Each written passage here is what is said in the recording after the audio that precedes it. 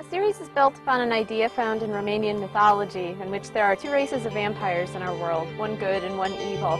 The good ones are alive, the evil ones are dead, and the evil ones are constantly stalking victims, including the good vampires.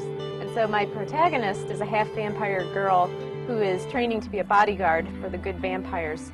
So half of her life is spent doing that, while the other half is spent kind of enduring the things any 17-year-old would. I've always been kind of a mythology geek ever since I was really young. I was always reading folklore and myth.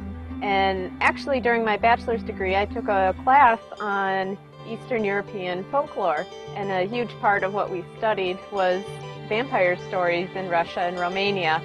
And that was where I stumbled across this Romanian concept of these two races of vampires, the living and the dead. And from there it just kind of flowed into what we now find in Vampire Academy.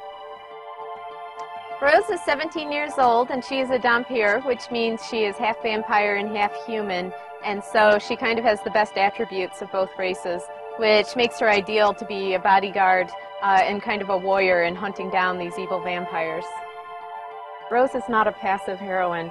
She doesn't wait to be rescued. If she sees something she's got to do, she's quick to jump in and do it, even if it's not always the smartest thing to do. She has a strong friendship with the person she is training to protect, and at the same time she has this illicit romance going on.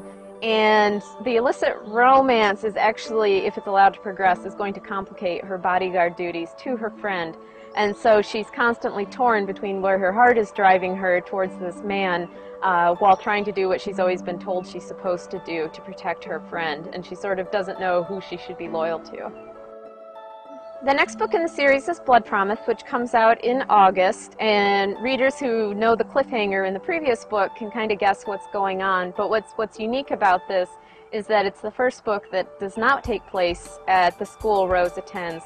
She's kind of out in the larger world, and so that is a whole new set of challenges for her as she suddenly finds herself among humans.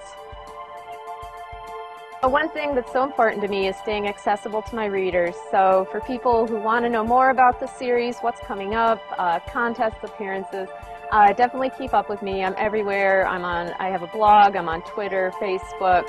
It's something I really try to do. So if you want to know what's happening next, go find me somewhere on the web.